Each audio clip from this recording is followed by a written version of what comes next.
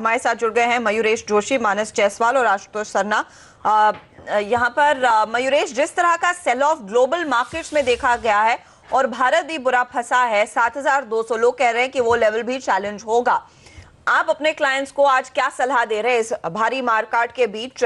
क्या धीरे धीरे करके निवेश के बारे में सोचे या फिर एक बार सेटल होने दें, उसी के बाद कुछ नया पैसा लगाने के बारे में विचार करें?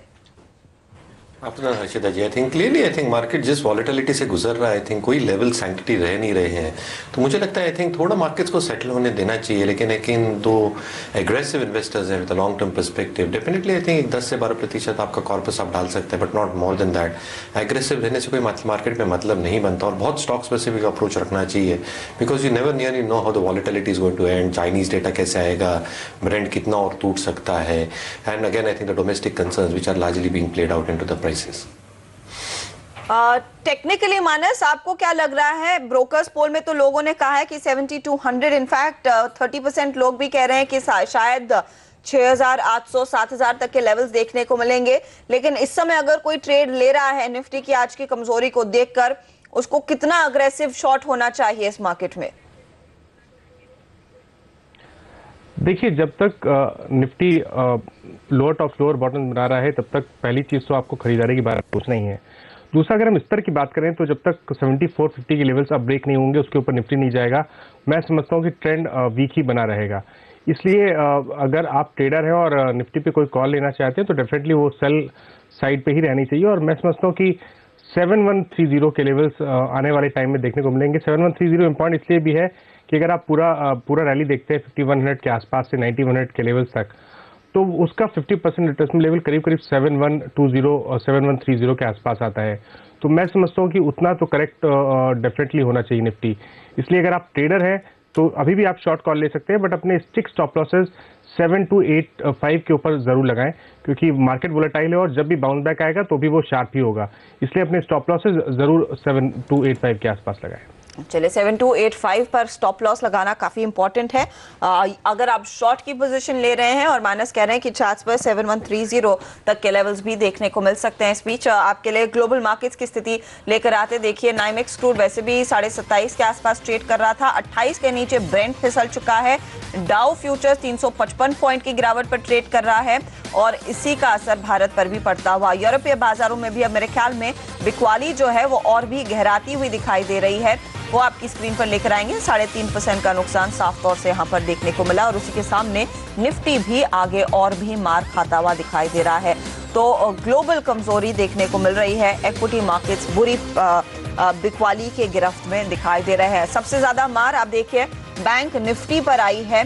PSU बैंक्स की बुरे हाल है। स्टेट बैंक ऑफ इंडिया 6% नीचे, PNB 6% से ज्यादा की गिरावट और येस बैंक जैसा स्टॉक भी 6% की लगभग 7% टूटा है इस समय। मयूरेश, यहाँ पर हम कह तो रहे थे कि प्राइवेट सेक्टर बैंक्स बेहतर हैं, लेकिन जिस तरह से येस टूटा है और दूसरे अब निजी बैंकों में भी गिरावट अब शुरू हो गई है, क्या एक बारी मुनाफा अगर कुछ है घर ले जाएं? I doubt very much Harshita ji, किसके पास मुनाफा होगा in the first place. Clearly I think banks ने अंडर परफॉर्म किया है on various concerns. Public sector का एसेट क्वालिटी को लेके कहीं ना कहीं आई थिंक प्राइवेट का जहाँ पे कॉर्पोरेट और एक इंफ्रास्ट्रक्चर एक्सपोजर है वो बैंक्स भी टूट रहे हैं। आई थिंक कोई सैंक्टिटी रही नहीं है। मुझे लगता है आई थिंक अगर बैंकिंग क्षेत्र में अगर रहना ही है किसी को, private still offer space. Again I think valuations काफ़ी अट्रैक्टिव हो गए हैं PSU स्पेस की, क्योंकि आप पूरे बंच को देखिए, उसका मार्केट कैप जोड़े। और I was reading some report, I think HDFC bank itself compensates for that। तो मुझे लगता है आई थिंक वैल्यूएशंस अट्रैक्टिव है, लेकिन there is a lot of uncertainty earnings और एसेट क्वालिटी को लेके। इसलिए आई थिंक सलाह हम यही दे रहे हैं, आई थिंक एग्रेसिव ना रहें।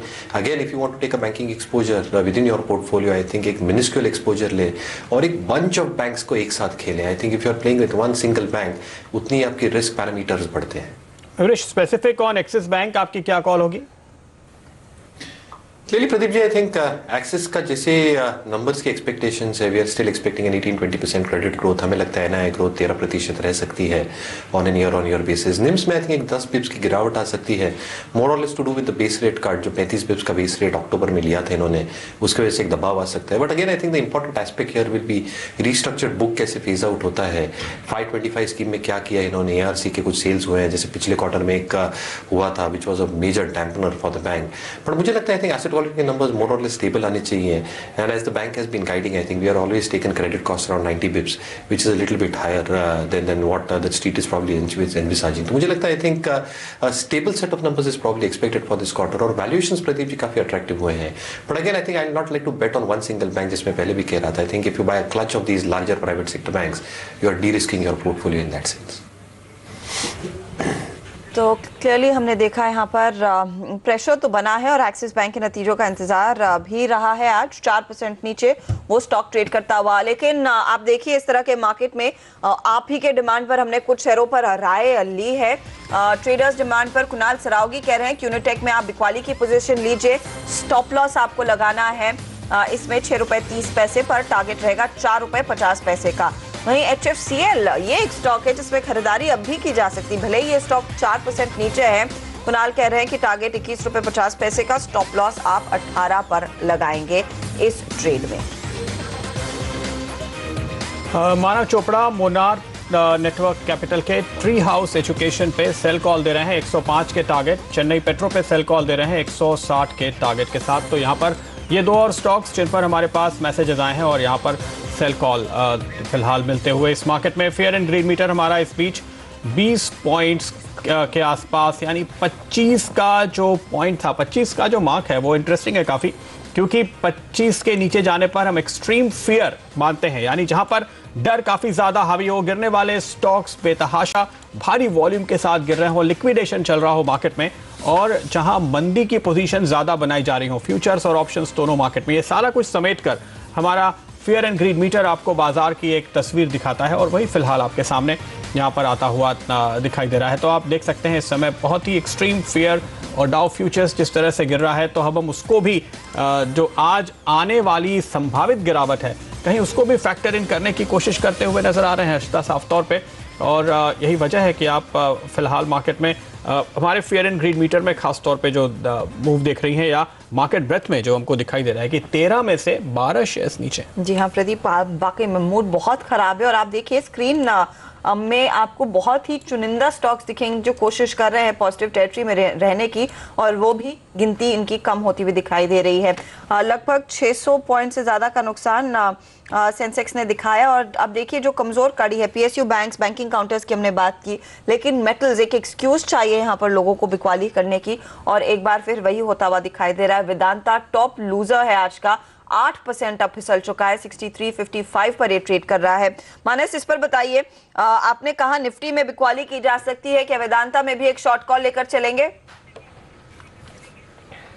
देखिए, अगर आप ट्रेडर हैं तो बिल्कुल आप एक शॉर्ट कॉल एक स्टिक स्टॉप लॉस के साथ वेदांता में ले सकते हैं, क्योंकि जिस तरह लोअर टॉप लोअर बॉटम बना रहा है, मैं समझता हूँ कि 2008 के आसपास के जो लो 60 रुपीज़ के आसपास तक थे, स्टॉक वो टेस्ट कर सकता है। इसलिए अगर आप ट्रेडर हैं तो करंट लेवल्स पे एक शॉर्ट पोजीशन क्रिएट कर सकते हैं जिसके स्टॉप लॉसेस 65.10 होंगे। और आज के दिन खराब खबरों का सिलसिला रुक नहीं रहा है। JSW एनर्जी आपकी स्क्रीन पर लेकर आएंगे। स्टॉक सुबह से ही पिट रहा था, आज नतीजे आ चुके हैं। 321 करोड़ का मुनाफा, ये घटा है पिछले साल इसी तिमाही में 380 करोड़ पर यह आंकड़ा था, और उसके मुकाबले आप देखिए यहाँ पर मुनाफा गिरता हुआ दिखाई दिया है। सेल्स या फिर आय के आंकड़े में कुछ ज्यादा इजाफा जरूर देखने को मिला है, 2381 से बढ़कर ये करीब 2649 करोड़ पर आया है, लेकिन प्रॉफिट के फिगर पर एक झटका आता हुआ 9.5% की गिरावट है। अब लगभग 10% टूट चुका है JSW एनर्जी का शेयर। मयूरेश, क्या आप कवर करते हैं इस कंपनी को? नहीं, हम कवर नहीं करते, लेकिन जैसे मैं ये ट्रैक करता हूँ इंडिविजुअली स्टॉक को, आई थिंक अगर आप एक लार्जर पिक्चर देखें हर्षद जी, तो आई थिंक जो टैरिफ के रियलाइजेशंस की एक एक्सपेक्टेशन है वो थोड़ी सॉफ्ट ही रहने की उम्मीद है अगले 1 से 2 सालों में, जिसकी वजह से आई थिंक जो एक अर्निंग्स की एक ट्रैजेक्टरी हम बनाते हैं probably I think that might not pan out, और अगर ऐसा होता है तो शायद अर्निंग्स डाउनग्रेड्स आने चालू हो जाएंगे। तो मुझे लगता है आई थिंक लार्जर पिक्चर में it is not probably in a sweet spot at this point of time, और नंबर्स जैसे इंडिकेट कर रहे हैं, if I am not tracking the numbers closely, but I think it is below what analyst और the street was expecting. Okay, JSW energy आप देख सकते हैं यहाँ पर कमज़ोर नतीजे की आशंका तो खैर थी ही, और उसी हिसाब से उसी लाइन पे यहाँ पर नतीजे आते हुए फिलहाल हमें दिखाई दे रहे हैं 9% नीचे। इसीलिए देखिए स्टॉक पहले से ही कमज़ोर होता हुआ सुबह से ही दिखाई दे रहा था, और वही इम्पैक्ट यहाँ पर फिलहाल आता हुआ नज़र आ रहा है। और आप देखिए वायदे बाजार की पोजीशन भी प्रदीप अच्छी नहीं दिखाई दे रही, जिस तरह से बिकवाली का दबाव बनता हुआ दिखाई दिया है। और हम देख रहे थे कि निफ्टी फ्यूचर्स एक डिस्काउंट में ट्रेड करते हुए लगभग 2.5% का नुकसान वहां पर देखा जा रहा है। अनिल सिंघवी CNBC आवाज के मार्केट एडिटर हमारे साथ जुड़ गए हैं। अनिल, कॉल में क्या एक्शन देखने को मिला है, क्योंकि आज मूड तो बेहद खराब है, क्या और भी हम बेयर ग्रिप में फंस गए हैं?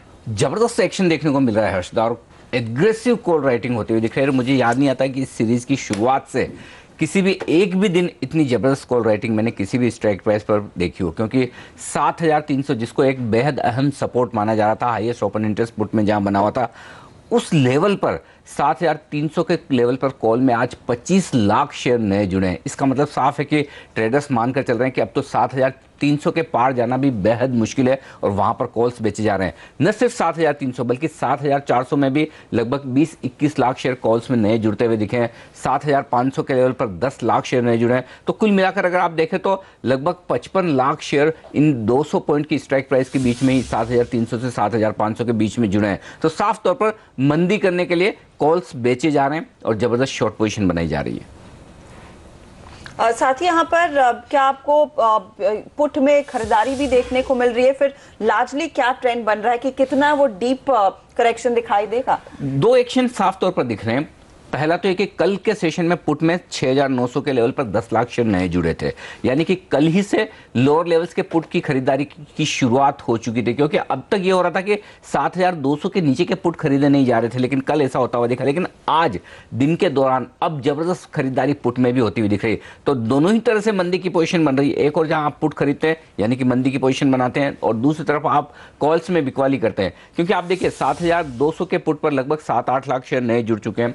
7100 के पुट पर 8 लाख 9 लाख शेयर नए जुड़े हैं। तो ओवरऑल जबरदस्त नीचे के लेवल के पुट खरीदे जा रहे हैं। एक इंटरेस्टिंग बात और मैं देख रहा हूं वायदा कारोबार में, वो ये कि जब 7300 के लेवल पर हाईएस्ट ओपन इंटरेस्ट पुट में है, वो लेवल टूटा है और हम लगभग घंटे भर उस लेवल के नीचे ट्रेड करते हुए दिख रहे हैं। घंटा 1.5 घंटा हो गया। तो वैसे कायदे से देखा जाए तो अब तेजी करने वाले ट्रेडर्स जिन्होंने पुट बेचे हैं 7300 को, उन्हें अपनी पोजीशन कम करनी चाहिए, कवरिंग के लिए आना चाहिए। लेकिन इंटरेस्टिंग बात है कि वो नहीं हो रहा, बल्कि उसके बजाय मंदी करने वाले ट्रेडर्स हावी होकर 7300 के कॉल बेच रहे हैं। तो अभी भी तेजी करने वाले ट्रेडर्स को एक उम्मीद है कि शायद 7300 के आसपास बाजार या तो आज क्लोजिंग के वक्त पहुंचे या फिर कल वापस होता हुआ दिखे। इस लिहाज से वो अभी भी अपनी तेजी की पोजीशन को होल्ड कर रहे हैं। लेकिन मंदी करने वाले इंतजार नहीं कर रहे हैं। उन्होंने 7300 के कॉल्स को जबरदस्त बेचना शुरू कर दिया है, और ये 25 लाख शेयरों का एडिशन जो दिखा रहा है इस वक्त, वो इसी बात की ओर इशारा कर रहा है कि उन्हें पूरी उम्मीद है कि आज अमेरिका में एक बेहद कमजोर सेशन होगा और बाजार कल भी नहीं उठेगा। बिल्कुल, तो यहाँ पर ऐसा दिख रहा है कि काफ़ी हद तक मंदी करने वाले ट्रेडर्स का हौसला इन पोजीशन से बुलंद होता हुआ ज़रूर नज़र आ रहा है। शुक्रिया अनिल आपका। तो ये फिलहाल तस्वीर वायदा बाजार से निकल कर आती हुई, और जैसे कि हम बात कर रहे थे कि डाउ फ्यूचर्स को भी शायद आज ही डिस्काउंट करने की कोशिश हो रही है। अनिल बता रहे हैं कि किस तरह से आप इन आंकड़ों में देख सकते हैं कि ये नज़र आ रहा है कि हम एक और गिरावट आएगी, उसके पीछे हम और कमज़ोरी दिखाएंगे, उसको भी यहाँ पर फिलहाल डिस्काउंट करते हुए आज के ट्रेड में नज़र आ रहे हैं। तो यह इस वक्त तक स्थिति JSW एनर्जी का स्टॉक। लेकिन इंटरेस्टिंगली आप देखिए नतीजे कमजोर आए हैं, उसके बाद धीरे धीरे फिलहाल ऊपर आने की कोशिश कर रहा है। मानस, एक बार अगर आप चार्ट्स पे नजर डालें, क्या कोई सपोर्ट के करीब है? ऐसा लगता है कि कमजोर नतीजे को मार्केट ने डिस्काउंट कर लिया हो। मार्जिन्स कंपनी के बेहतर रहे हैं, 40% के मुकाबले 45% आया है, और उस फिगर आने के बाद ही हमने देखा वो बाजार में एक रिकवरी आती हुई दिखाई दी है। शायद उस नंबर को देखकर एक स्पाइक आया है। ऑफकोर्स पढ़ना होगा कि किस वजह से यहाँ पर और क्या फैक्टर्स हैं। लेकिन मानस, अगर आप एक टेक्निकल चेक दे सके इस समय स्टॉक पर। देखिए, वीकनेस तो शायद JSW एनर्जी में भी और देखने को मिलेगी। 60 रुपए तक के लेवल्स देखने को मिल सकते हैं। इम्पॉइंट ये है कि जो लॉन्ग टर्म चार्ट, अगर आप वीकली या मंथली चार्ट देखेंगे तो वहां पर एक बड़ा सा हेड एंड शोल्डर पैटर्न दिखता है, जिसका नेकलाइन 65 रुपीज़ और मे बी 64 रुपीज़ के आसपास है। तो वो ब्रेक करना और नेगेटिव रहेगा स्टॉक के लिए। बट फिलहाल के लिए जिस तरह का ट्रेंड बना हुआ है, ऐसा लगता है कि JSW एनर्जी 60 रुपए तक के लेवल्स टेस्ट कर सकता है। तो अगर आप ट्रेडर हैं तो आप करंट लेवल्स पे शॉर्ट कर सकते हैं, बट अपना स्टॉप लॉस 72.50 के ऊपर जरूर लगाएं। ओके, तो आप यहाँ पर अभी शॉर्ट की ही राय दे रहे हैं, लेकिन 7250 पे आपको एक स्टॉप लॉस लगाने की सलाह है। JSW एनर्जी आप देख सकते हैं, आपकी स्क्रीन पे भी इस वक्त नज़र आ रहा है, वो करीबन 7.5% की गिरावट के साथ ट्रेड करते हुए 45% पे जो मार्जिन आए हैं वो दरअसल काफ़ी ज़्यादा है। लेकिन हर्षदा, इसके बाद भी आप देखिए मुनाफे में गिरावट आई है, तो ये थोड़ा सा इंटरेस्टिंग होगा इसको एनालाइज करना, और देखना होगा हमें कि दरअसल क्या फैक्टर्स रहे हैं। देखिए, इंटरेस्ट कॉस्ट एक बड़ा फैक्टर है, जहाँ पे 450 करोड़ के आसपास दरअसल इंटरेस्ट कॉस्ट देखने को मिली है, तो उसमें बड़ा इजाफा इनफैक्ट होता हुआ नज़र आया है। ऐसा लगता है कि कर्ज का एक बोझ साफ तौर पे यहाँ दिखाई दे रहा है और इस वजह से मुनाफे में गिरावट आई है। तो बाजार इन सारे फैक्टर्स को फिलहाल पचाने की कोशिश करता हुआ दिखाई दे रहा है। इस वक्त अगर आप देखें 7286 के आसपास 150 पॉइंट नीचे निफ्टी ट्रेड करता हुआ, और ख़ास जिन स्टॉक्स पे हम इस वक्त हलचल देख रहे हैं उनके ऊपर नज़र डालें। आइए, ट्रेडर्स की डिमांड क्या है, किन स्टॉक्स पे जानकारी लेने के लिए आपके मैसेजेस आ रहे हैं। राकेश बंसल आरके ग्लोबल के और लिंकन फार्मा पे इन्होंने सवाल का जवाब दिया है, जहां ये सेल कॉल दे रहे हैं। 150 तक गिरने की संभावना देखते हैं, अनलेस कि 190 के ऊपर निकल जाए डाउन ट्रेंड बरकरार रहेगा और इसमें बड़ी गिरावट ही दिखाई देगी। रॉयल ऑर्किड एक और स्टॉक जिस पर जवाब देने के लिए राकेश बंसल ने ही एक जवाब दिया है, और वो 5% के आसपास ऊपर स्टॉक पे फिलहाल तेजी की राय दे रहे हैं। 77 पे स्टॉप लॉस लगाइए और 88 के टारगेट आने की उम्मीद की जा सकती है।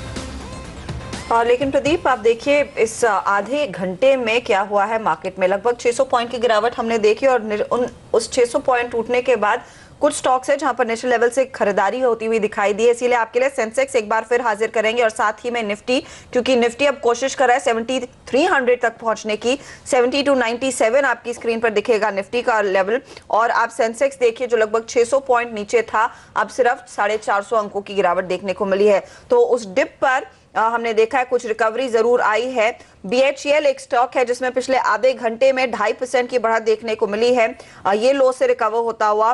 L&T में भी हमने देखा है करीब 1.5% तक की खरीदारी आती हुई दिखाई दी है पिछले आधे घंटे में, और वहां पर भी एक स्पाइक आएगा स्क्रीन पर। कोल इंडिया, बैंक ऑफ बड़ौदा जो आज काफी टूटा है, लुपिन, पावर ग्रिड, ये कुछ स्टॉक्स है जहां पर नेशनल लेवल से थोड़ी सी खरीदारी आती हुई दिखाई दी है। लेकिन इंटरेस्टिंग है क्योंकि भेल और L&T 80% लोग इस बाजार में इन दोनों काउंटर से दूर रहने की सलाह दे रहे थे। अब जिस तरह से पिटे हैं ये counters, Mayuresh, any second thoughts, क्या कुछ आपको वैल्यू बाइंग के लिहाज से इंटरेस्ट दिखा है इन काउंटर्स में?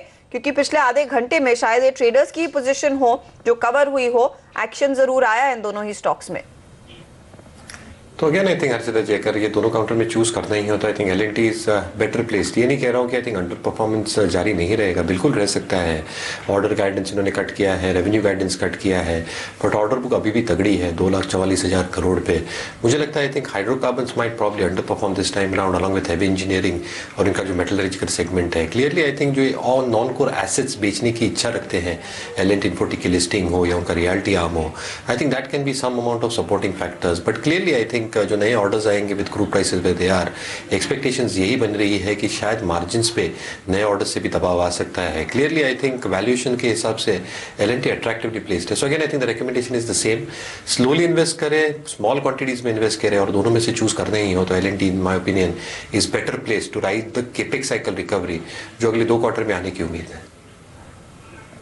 ओके, तो ये व्यू फिलहाल आपके लिए निकल कर आता हुआ, और इस वक्त 3 बज चुके हैं और 3 बजे हम आपको बताते हैं कि निफ्टी में आपको क्या करना चाहिए। आज कॉल देना काफ़ी मुश्किल, लेकिन देखिए हमारे एक्सपर्ट्स आपको राय दे रहे हैं कि आप इस ट्रेंड के खिलाफ जा सकते हैं। निफ्टी सपोर्ट्स के काफ़ी करीब है, जैसे कि हम कुछ देर पहले भी बात कर रहे थे कि निफ्टी के लिए 7,200 के आसपास के लेवल्स काफ़ी महत्वपूर्ण हैं। आज हमने 7,300 का लेवल तोड़ा, उसके नीचे हमने काफ़ी हद तक गिरावट देखी। अब हम रिकवर होने की कोशिश में हैं, और ऐसी स्थिति में राकेश बंसल कह रहे हैं आप यहाँ पर तेज़ी कीजिए। 7,350 के टारगेट, 7,240 के स्टॉप लॉस, 1 से 2 दिन के लिए ये स्ट्रैटेजी इन्होंने बनाई है। मानस, आप क्या कहेंगे? देखिए, मैंने जो पहले स्टॉप लॉस 7285 का दिया था उसके ऊपर निफ्टी निकल आया है, बट स्ट्रैटेजी चेंज नहीं रहेगी। स्ट्रैटेजी अभी भी सेलिंग की रहेगी, और मैं समझता हूँ कि 7335 से 7350 काफ़ी स्ट्रॉन्ग रेजिस्टेंस प्ले करेगा निफ्टी के लिए। इसलिए अपना स्टॉप लॉस 7350 के ऊपर लगाएंगे, और जो टारगेट रहेंगे वो 7200 के रहेंगे। ओके, तो मानस कह रहे हैं कि 7130 के लिए आप बिकवाली ही करें, वो बेहतर रहेगा। ये राय उनकी तरफ से। अब कुणाल की राय भी आपको बता दें, उन्होंने कहा है कि आप निफ्टी को बेचें। 7225 का इन्होंने फिलहाल टारगेट दिया है, ये 2 दिन के लिए कॉल है, और स्टॉप लॉस आप लगाएंगे 7350 पर।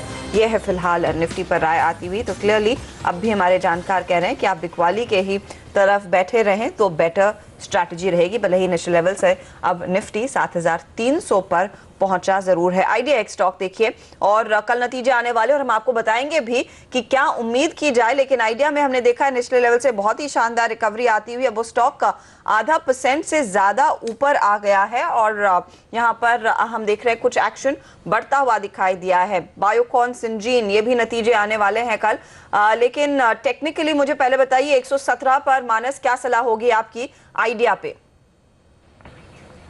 देखिए, आइडिया ने कल लोअर लेवल से बहुत ही बढ़िया बाउंस बैक दिया था, 110 के आसपास सपोर्ट लिया था। एक डेली चार्ट अगर आप देखेंगे तो वहां पर मॉर्निंग स्टार पैटर्न बना था, बट फिर भी मैं समझता हूं कि आपको लॉन्ग पोजीशन बनानी है तो 119 रुपए ब्रेक करने का इंतजार कर ले। अगर स्टॉक 119 रुपए के लेवल ब्रेक करता है, उसके ऊपर जाता है, तो वहां पर लॉन्ग बनाए। उस केस में अपने स्टॉप लॉसेस 114 के रखें, और मैं समझता हूं कि 119 ब्रेक करने का मतलब कम से कम 8 से 10 रुपए का अपमूव है, तो अपना जो टारगेट रहेंगे वो 128, 129 के आसपास रहेंगे। ओके, तो ये कॉल फिलहाल आपके लिए निकल कर आती हुई, और साफ तौर पे नतीजों पे तो हमारी नज़रें बनी हुई हैं और मार्केट इस वक्त 7305 के ऊपर निकल करके संभलने की कोशिश लगातार जारी है। रिकवरी जिन कुछ एक स्टॉक्स पे दिखाई दे रही है, आप BHEL पर एक बार की नज़र डालें दिग्गजों में, तो यहाँ पर हम देख रहे हैं निचले स्तरों से एक इजाफा देखने को मिला है। JSW नतीजों के बाद सुधरता हुआ। पीपावाव डिफेंस एक और स्टॉक आपको दिखाई देगा जहां पर हमने देखा है कि एक रिकवरी बेहतर आती हुई। अब आप देख सकते हैं यहाँ पे दिन के हाइस पर ये स्टॉक भी पहुंचा है। NIIT में हम कुछ उछाल आते हुए देख रहे हैं। दिग्गजों में रिलायंस पे भी एक खरीदारी आती हुई 1000 के ऊपर, ये फिर से निकल कर आता हुआ आपको दिखाई देगा। तो काफ़ी सारे स्टॉक्स हैं जो आखिरी आधे घंटे के दौरान हलचल दिखा रहे हैं और एक रिवर्सल की कोशिश शायद यहाँ पर होती हुई दिखाई दे रही है। मानस, इनमें से कोई चार्ट जो आपको इंटरेस्टिंग लगता हो? देखिए, L&T और भेल ये दोनों ही स्टॉक इंटरेस्टिंग लगते हैं, और बट फिर भी वो कॉन्फिडेंस नहीं आता है क्योंकि मार्केट का जिस तरह का ट्रेंड बना हुआ है, एक लॉन्ग कॉल लेना बहुत मुश्किल लगता है। बट फिर भी अगर हम मार्केट का व्यू छोड़ देते हैं तो मैं समझता हूँ कि L&T एक ऐसा स्टॉक है जो यहाँ से डेफिनेटली रिवर्स हो सकता है। बट एक केस केवल इतना है कि एक बार स्टॉक 2290, 2300 के लेवल्स को ब्रेक कर ले। अगर वो लेवल्स ब्रेक होते हैं तो कम से कम वहां से 150 से 200 रुपए का अपमूव देखने को मिल सकता है। इसलिए इंतजार करें, अगर 2300 के लेवल्स ब्रेक हो तो वहां पर लॉन्ग बनाएं और अपने स्टॉप लॉसेस 2250 के नीचे रखें। ओके, ये है फिलहाल राय इन स्टॉक्स पर, लेकिन जैसे हमने आपको बताया कि आइडिया के नतीजे कल आएंगे, इसके साथ ही बायोकॉन, सिंजीन ये भी अपने नतीजे पेश करने वाला। अब आइडिया लगभग 0.5% ऊपर है। क्या उम्मीद कर रहा है बाजार इन नतीजों से, और साथ ही बायोकॉन, सिंजीन से क्या उम्मीद की जा रही है, हम आपको बताएंगे। हमारे साथ जुड़ रहे हैं डिम्पी कालरा और पूजा त्रिपाठी। पहले पूजा, आप बताइए आइडिया कैसा प्रदर्शन दिखाएगा? जी, आइडिया के मुनाफे में दबाव देखने को मिल सकता है। 6% की गिरावट की हम उम्मीद कर रहे हैं। वैसे तो सीजनली काफ़ी स्ट्रॉन्ग क्वार्टर होता है Q3 टेलीकॉम कंपनीज के लिए, लेकिन इस बार जो निवेश में कमी हुई है, जो 4G लॉन्चेस हुए हैं, उसकी वजह से टेलीकॉम ऑपरेटर्स के जो प्रदर्शन है उसमें दबाव देखने को मिल सकता है। स्पेक्ट्रम जो खरीदे है उसकी वजह से कंपनी के इंटरेस्ट और डिप्रिसिएशन कॉस्ट बने रहेंगे, जिसकी वजह से कि मुनाफे में इस बार कमी देखने को मिलेगी। और अगर मार्जिन की बात करें तो वहाँ पर भी वॉइस नंबर्स में कमजोरी और बढ़े हुए नेटवर्क इन्वेस्टमेंट की वजह से मार्जिन्स भी कमजोर रहेंगे, तो कमजोर नतीजे देखने को मिल सकते हैं इस बार आइडिया से। ओके, तो आइडिया से आप यहाँ पर कमजोर नतीजों की उम्मीद इस वक्त कर रहे हैं पूजा, लेकिन डिम्पी, बायोकॉन और सिंजीन, इन दोनों के नतीजों पर खासतौर पे सिंजीन पे नजर होगी लिस्टिंग के बाद? बिल्कुल, काफ़ी अहम होंगे इस समय सिंजीन और बायोकॉन के दोनों के रिजल्ट्स। पहले बायोकॉन का एक बार अनुमान देख लेते हैं। अगर आप देखें, यहाँ पर रेवेन्यू ग्रोथ करीब 14% अराउंड यहाँ पर आ सकती है, जो कि बढ़कर करीब 800 साढ़े 800 करोड़ के आंकड़ा पार हो जाएगा। इसके अलावा EBITDA मार्जिन में भी करीब 27% के आसपास की बढ़ोतरी की यहाँ पे उम्मीद है, और साथ ही ऑपरेटिंग मार्जिन अगर आप देखें तो यहाँ पर भी हमें 20 से 22.5 तक के आते हुए देखेंगे, क्योंकि मार्जिन ओवरऑल इनको काफ़ी बेनिफिट मिल रहे हैं। इसी वजह से ही इनकी रेवेन्यू के अंदर भी ग्रोथ है। हालांकि कुछ एक कंसर्न ये होंगे कि R&D पे कितना खर्च करते हैं, ये थोड़ा आंकड़ा पॉइंट टू बी नोटेड होगा। इसके अलावा अगर इंपॉर्टेंट ग्रोथ अगर आप देखें तो सिंजीन के पॉइंट ऑफ व्यू से काफ़ी अहम रहने वाली, क्योंकि उसका ये पहला छमाही रिजल्ट्स है और इसका दूसरा क्वार्टर्स है। अगर आप उसके लेवल्स के हिसाब से देखें तो रेवेन्यू करीब 261 से 270 करोड़ रुपए के आसपास इस बार आने की उम्मीद है, और साथ ही EBITDA मार्जिन में भी करीब 85 करोड़ रुपए के आसपास आसपास रहेगा। इसमें कुछ ज़्यादा बड़ा बदलाव खैर नहीं होता हुआ दिखेगा, लेकिन हाँ प्रॉफिटेबिलिटी इस बार फिर से इंप्रूव होती हुई दिखेगी। अगर आप छमाही के हिसाब से देखेंगे इसके, तो यहाँ पे भी आप रेवेन्यू ग्रोथ में करीब 30% के आसपास का इजाफा देखेंगे और साथ ही ऑपरेटिंग मार्जिन्स में कुछ बड़ा बदलाव तो नहीं होगा, लेकिन हाँ EBITDA मार्जिन्स यहाँ पे कुछ आपको सुधरता हुआ दिखेगा, जो सीधा 124 से 160 हो जाएगा। ओके, ये एक्सपेक्टेशन है इन नंबर से। सिंजीन लिस्टिंग के बाद ये पहली तिमाही रहेगी। शुक्रिया डिम्पी और पूजा इस जानकारी के लिए। आइडिया पर हमने राय ली, जहां पर नेशनल लेवल से रिकवरी आती हुई जरूर दिखाई दी है, लेकिन बायोकॉन और सिंजीन को लेकर इतना एंथुजियाज्म था, एक अलग लिस्टेड एंटिटी और मैनेजमेंट भी काफी बुलिश था। आप क्या एक्सपेक्ट कर रहे हैं स्टॉक परफॉर्मेंस से गोइंग फॉरवर्ड मयूरेश? क्या एक्सपेक्टेशन रहेगी और नंबर्स अगर वाकई में उम्मीद के मुताबिक आते हैं तो क्या आपकी राय रहेगी कि स्टॉक में नेशनल लेवल्स पर कुछ खरीदारी करनी चाहिए? क्लियरली आई थिंक सिंजीन की अगर हम बात करें तो ऑपरेटिंग परफॉर्मेंस अच्छी रहने की ही उम्मीद है, लेकिन हमारा एक ही कंसर्न है प्रॉब्लम, आई थिंक जो क्लाइंट कंसंट्रेशन है, I think that is the deterrent factor. तो मुझे लगता है आई थिंक नंबर्स अच्छे ही रह सकते हैं। हालांकि बायोकॉन हम कवर नहीं करते, तो clearly I think one really needs to understand the trend of this company going forward. But कल के नतीजे अगर हम देखें तो I think operating performance is expected to be good. क्या हम खरीदी की सलाह देंगे? Probably I think we do not have that under our coverage, so इसलिए I think we are recommending the top tier pharma stock, Sun Pharma for example, जो हमें लगता है काफी नेगेटिव्स प्राइस इन कर चुका है। इसके साथ ही आप देखिए रिलायंस कैपिटल ये अपने नंबर्स पेश करेगा, साथ ही साथ इंटरग्लोब एविएशन, और इंटरेस्टिंग होगा कि कंपनी का परफॉर्मेंस कैसा रहता है। इंटरग्लोब एक आउट परफॉर्मिंग IPO था पिछले साल का और अच्छे रिटर्न्स इसने कमाए हैं। आज आप देखिए ये भी नेशनल लेवल से एक अच्छी खासी रिकवरी दिखाता हुआ नजर आया है, 1204 के आसपास ट्रेड करता हुआ। इस पर मयूरेश आपकी कवरेज है, तो क्या उम्मीद कर रहे हैं 1200 पर, और खासतौर से ये स्टॉक आप कैसे वैल्यू कर रहे हैं? क्लियरली मार्केट शेयर है, प्रॉफिटेबल है, और कहीं ना कहीं आप देखें तो जैसे इन्होंने एक रणनीति बनाई है, इनके ऑपरेटिंग लीजेस हो, इनकी एज हो एयरक्राफ्ट की which is one of the lowest, मुझे लगता है I think profitability will see a quantum jump in the next few quarters. जैसे ETF प्राइसिंग रही है तो एक इम्प्लाइड इम्पैक्ट होगा both on EBITDA margin and the bottom line. तो मुझे लगता है आई थिंक जैसे एक स्ट्रैटेजी इन्होंने की है and the kind of acquisition that they probably doing in terms of new planes A320s, मुझे लगता है they are even more fuel efficient. इसलिए आई थिंक हम क्रूड को ये भाव के आसपास देखते हैं, कंसोलिडेट होता भी है, तो मुझे लगता है आई थिंक इंडिगो की जो प्रॉफिटेबिलिटी है I think that will still have sustainability. Operating cost पे इनका बहुत स्ट्रॉन्ग कंट्रोल है। Again I think the operating lease and sale and lease back model along with the age of their aircraft is a big advantage. तो मुझे लगता है I think हमारा positive view बरकरार रहेगा। ये लेवल्स पे I think fresh investments probably ना करें, but investors holding on to stock should definitely hold. Okay, DHFL पे अगर आप इस वक्त नज़र डालें, करीब 5% का नुकसान यहाँ पे देखने को मिल रहा है, और इसके साथ आज की गिरावट को जोड़ते हुए कुल 10% के आसपास इस हफ्ते गिरता हुआ ये नज़र आया है। नतीजे अगर हम देखें तो उम्मीद के मुताबिक ही आए हैं, लेकिन जिस तरह से रिएक्शन यहाँ पे दिखाई दिया है, मयूरेश क्या लगता है आपको? हाउसिंग फाइनेंस सेगमेंट को हम नॉर्मली ये मानते हैं कि ये पूरे बैंकिंग सेक्टर में ज़्यादा सेफ है, यहाँ NPS कम होते हैं, फिर इस गिरावट की क्या वजह देखते हैं और क्या कॉल देंगे? नहीं, clearly I think general market weakness के साथ आप कोई भी स्टॉक ले ले Pradeep ji, I think even the top companies which have performed exceedingly well, I think वहाँ पे भी गिरावट आपने देखी है। लेकिन housing finance companies in my opinion should keep on performing exceedingly well. जैसे उनका एक पोर्टफोलियो साइज होती है और पोर्टफोलियो ब्रेकअप होता है, जिस कंपनीज का आई थिंक रिटेल का एक्सपोजर ज़्यादा है, मुझे लगता है I think these companies can benefit even more going forward.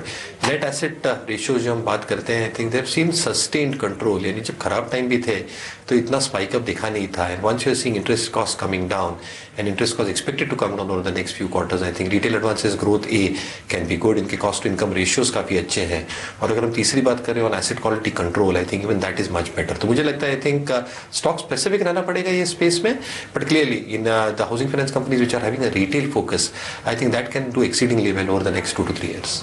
Okay, तो यहाँ पर अपॉर्चुनिटी डेफिनेटली है, और शायद गिरते बाजार में यहाँ पर मौका है स्टॉक्स में पैसे लगाने का।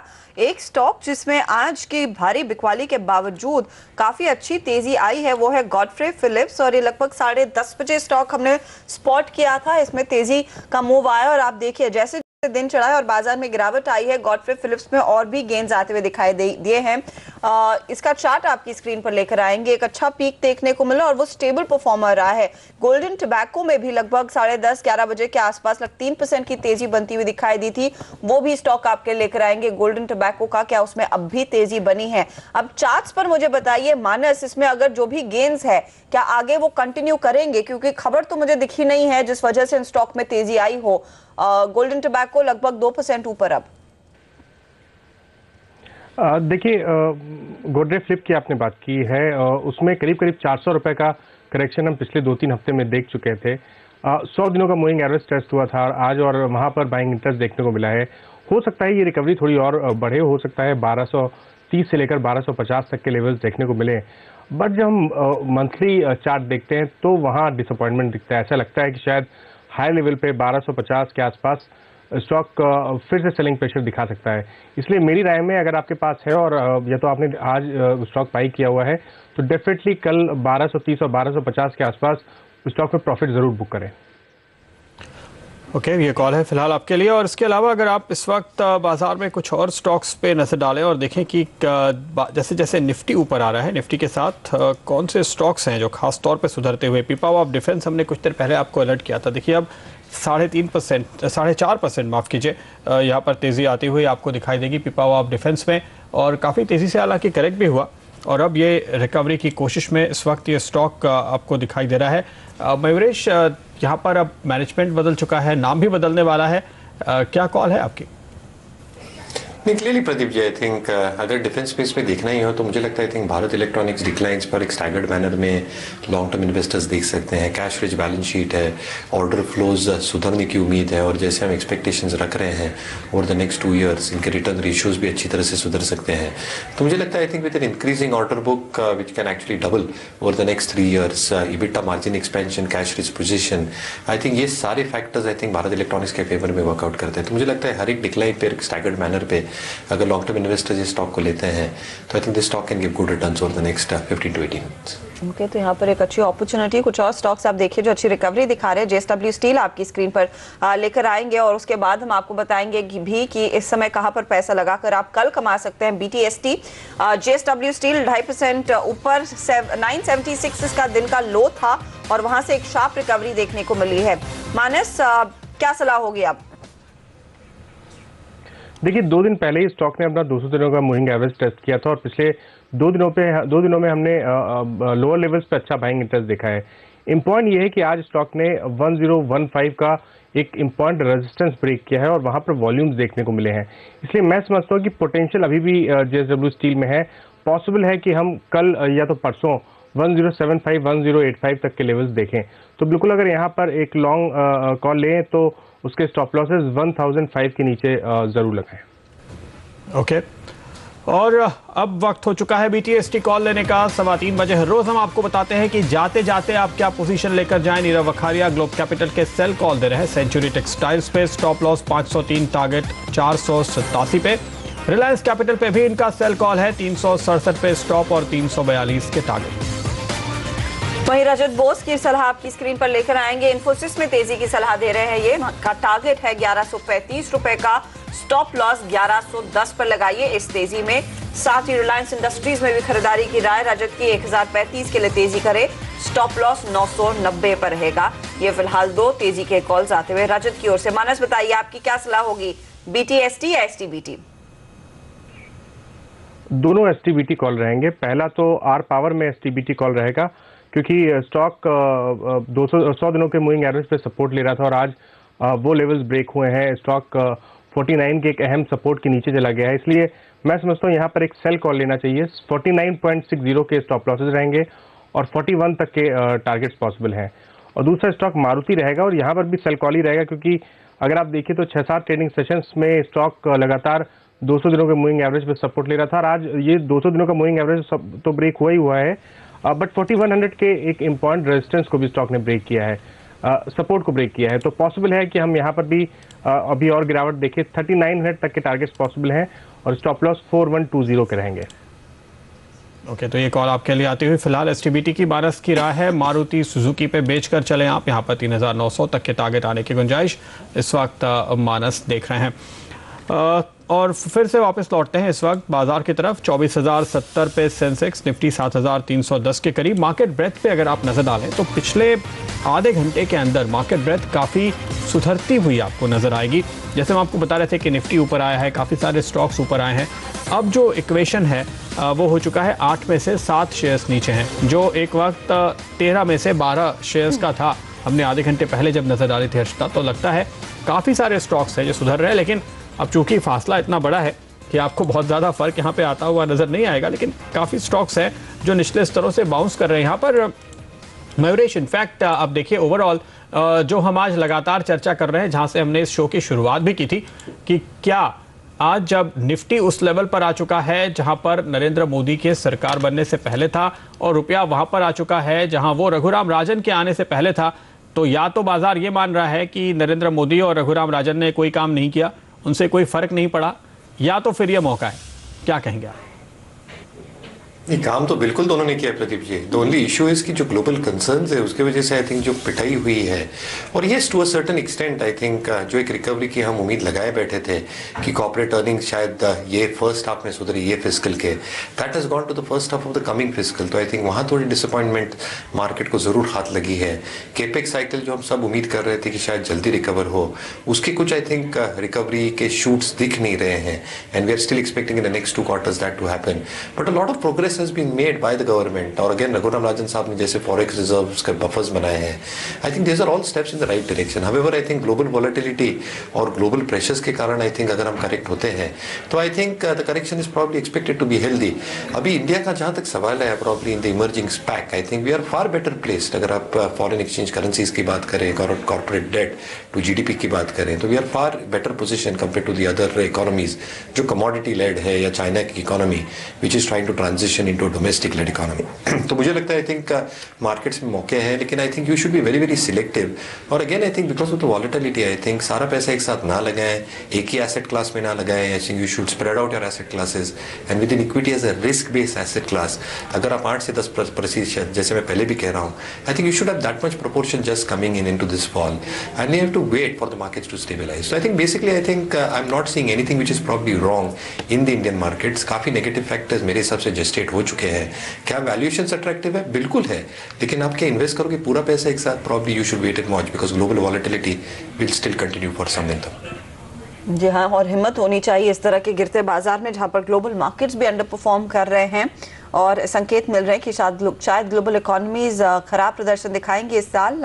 बाजार में वाकई में पैसा लगाना है। ONGC एक स्टॉक जो मेरे रेडार पर आया है, जिसमें हमने देखा पिछले आधे घंटे में नेशनल लेवल से एक अच्छी खासी रिकवरी, और ये टॉप लूजर्स में शामिल था। इनफैक्ट ये लाइफ टाइम लो पर भी आज ट्रेड करता हुआ दिखाई दिया। ONGC, मानस बताइए क्या सलाह होगी? 214 पर है ये काउंटर इस समय, और एक बहुत स्मार्ट रिकवरी देखने को मिली है दिन के लो से।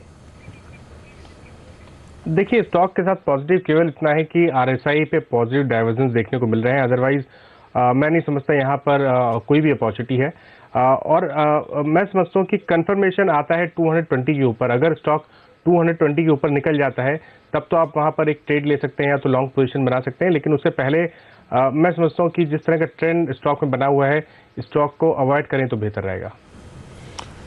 ओके, ये कॉल फिलहाल आपके लिए।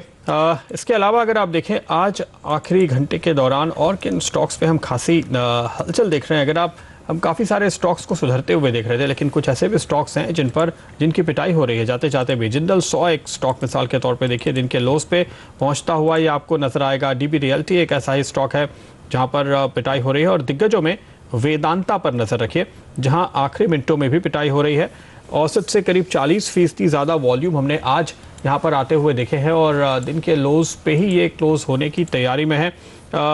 केर और वेदांता हम कह सकते हैं कि चूंकि कमोडिटीज़ के चलते गिरावट आई, तो सबसे फेवरेट शॉर्ट्स हैं मानस इस मार्केट के अंदर दिग्गजों में।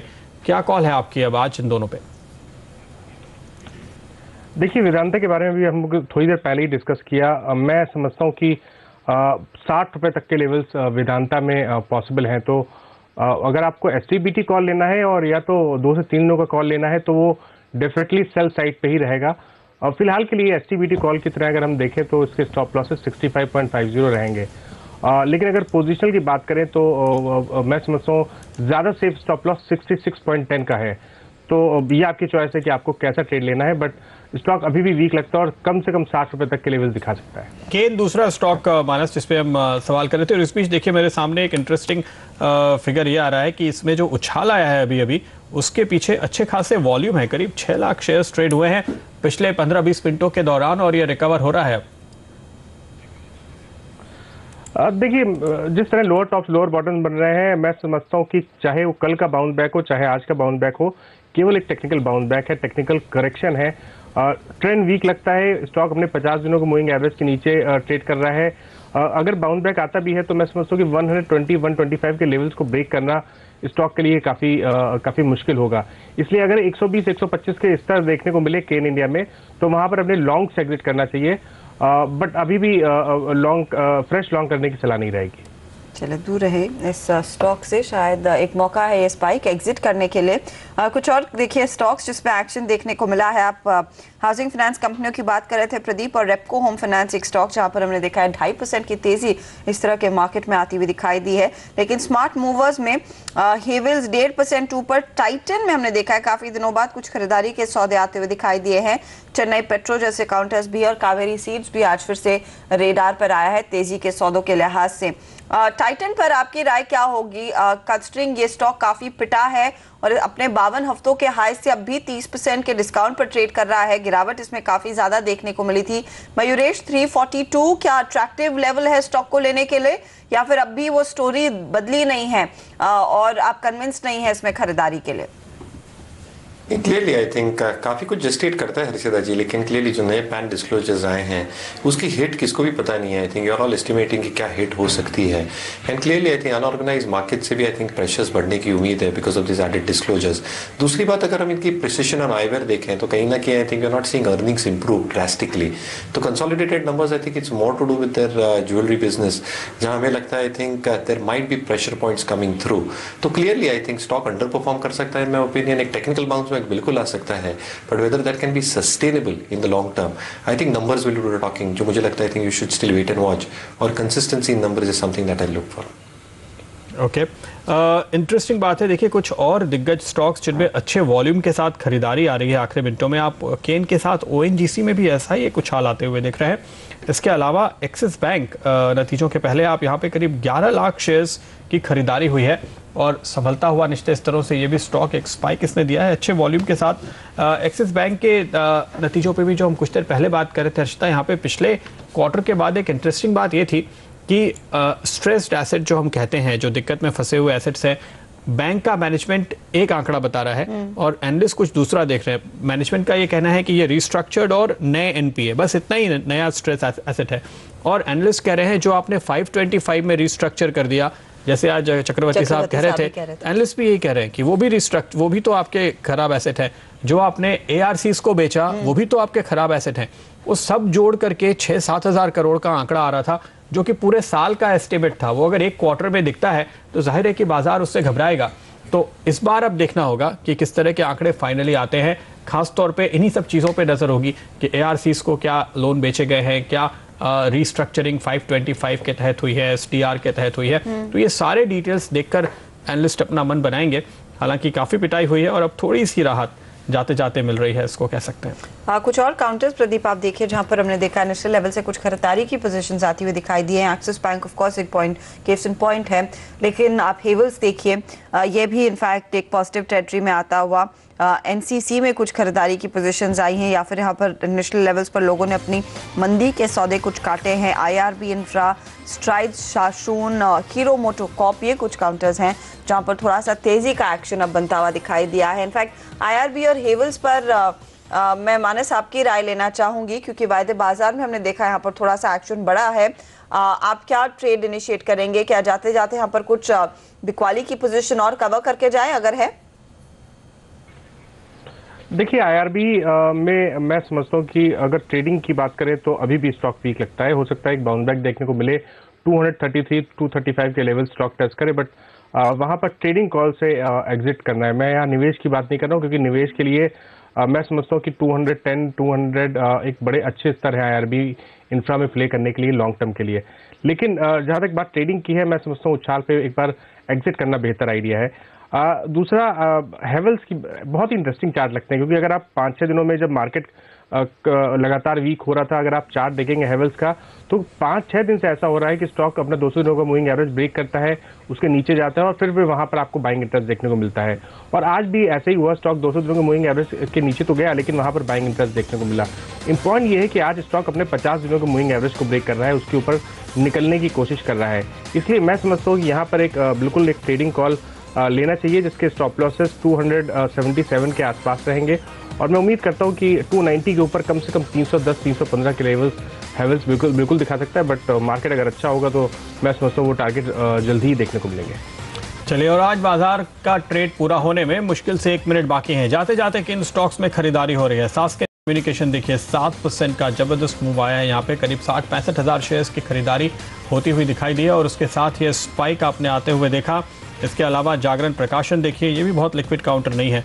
हिताची होम देखिए, ये भी काफ़ी कम वॉल्यूम के साथ बढ़ा है, लेकिन वॉल्यूम के साथ क्या चला है? फर्स्ट सोर्स सॉल्यूशंस, यहाँ पे जो तेज़ी आ रही है ज़बरदस्त, काफ़ी अच्छे वॉल्यूम के साथ फर्स्ट सोर्स के स्टॉक में हमने उछाल आते हुए अभी देखा है। तो ये कुछ आज आखिरी घंटे के दौरान बड़ी चाल दिखाने वाले स्टॉक्स हैं जो अच्छी क्लोजिंग वॉल्यूम के साथ दे रहे हैं। जी हाँ, यहाँ पर अच्छा खासा पिकअप देखने को मिला। और आप देखिए मेटल काउंटर्स में कब सबसे ज़्यादा नुकसान आज के सत्र में देखने को मिला था, वहाँ पर भी निचले लेवल से थोड़ा सा एक्शन बढ़ता हुआ, स्पेशली टाटा स्टील अब सिर्फ 2.5% नीचे दिखेगा।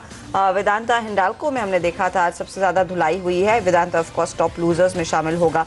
लेकिन अब निफ्टी के जो गेनर्स हैं वो आपकी स्क्रीन पर लेकर आते हैं। और यहाँ पर टू व्हीलर कंपनियों में बजाज ऑटो और हीरो मोटोकॉर्प, इसमें लोगों ने आज खरीदारी जरूर की है। विप्रो की ओर से भी थोड़ा सा सहारा मिला और कोशिश हो रही है सनफार्मा की भी कि वो पॉजिटिव टेरिटरी में जाकर टिके। लेकिन एक शानदार रिकवरी जिस 2 शेयरों में देखने को मिली वो BHEL और साथ ही साथ LNT है, क्योंकि नेशनल लेवल्स पर लोगों ने अच्छी खासी खरीदारी की और वो स्पाइक देखा गया है। फाइनली बाजार बंद होते होते हल्की सी गिरावट के साथ BHEL जाकर टिकेगा आज के सत्र में। लेकिन first source, Pipavav defence, Madras fertiliser, Titan, Chennai petro, Emami infra, IRB infra, Natco pharma और ये आखिरी आधे घंटे में इन स्टॉक्स में तेजी बनती हुई दिखाई दी, वरना ज्यादातर समय इन लोगों ने भी मंदी में ही बिताया है आज के सत्र में। और फाइनल क्लोज हम देखेंगे आपकी स्क्रीन पर आता हुआ 7,300 के ऊपर का की समाप्ति बाजार दिखा रहा है, जहां पर आज दिन का लो करीब 7,241 का था। वहीं सेंसेक्स भी आप देखिए 24,062 के लेवल्स पर टिकता हुआ 400 पॉइंट की गिरावट, लगभग 600 पॉइंट टूटा था वो इंडेक्स। तो clearly all's well that ends well आप कह सकते हैं बाजार के लिहाज। बैंक निफ्टी भी लगभग 450-500 पॉइंट टूटा था। फाइनली हम देख रहे हैं 300 पॉइंट की गिरावट पर ये इंडेक्स टिकता हुआ दिखाई दे रहा है। मानस, अब इस रिकवरी के बाद और वही फैक्ट कि हम वो क्लोज 7,300 के ऊपर दिखा रहे हैं, ट्रेडर्स के लिए आपकी क्या सलाह होगी? आप अब भी कहेंगे 7130 वो टारगेट रखें और शॉर्ट करें कल भी? हर्षिता, देखिए पिछले हफ्ते भी ऐसा हुआ था कि 7425 के आसपास निफ्टी सपोर्ट ले रहा था और 2 दिनों लगातार ऐसा हुआ था कि वहां पर बाइंग इंटरेस्ट देखने को मिला था। लेकिन इम्पॉर्टेंट ये है कि ऐसे मार्केट में जब तक स्टॉक अपना इम्पॉर्टेंट रेजिस्टेंस ब्रेक ना करे, वहां पर लॉन्ग नहीं बनाने चाहिए। अगर आप पिछले हफ्ते देखिए तो 7610 एक बहुत ही इंपॉर्टेंट रेजिस्टेंस था जो कि निफ्टी ने कभी ब्रेक नहीं किया। उसके बाद जब 7400 के लेवल्स ब्रेक होते हैं, डाउन साइड में 7425 के लेवल्स ब्रेक होते हैं, तो मैं समझता हूँ कि अब इंपॉर्टेंट रेजिस्टेंस 7450 से लेकर 7475 है। तो जब तक ये रेजिस्टेंस ब्रेक ना हो, मैं समझता हूँ हर उछाल में बिकवाली करनी चाहिए। करंट लेवल्स पर भी मैं समझता हूँ कि एक बिकवाली का ही सौदा लेना चाहिए, जिसके स्टॉप लॉस 7450 के आसपास रहेंगे। मैं अभी भी उम्मीद करता हूँ जिस तरह लोअर टॉप फ्लोर बॉटम बन रहे हैं, 7130 के लेवल्स पॉसिबल है मार्केट में। ओके, वक्त है इजाजत लेने का। मानस और वेवरेश, आप दोनों का बहुत बहुत शुक्रिया आज हमारे साथ जुड़ने के लिए। और देख लेते हैं फिर आज के दिन, जहां पर चौतरफा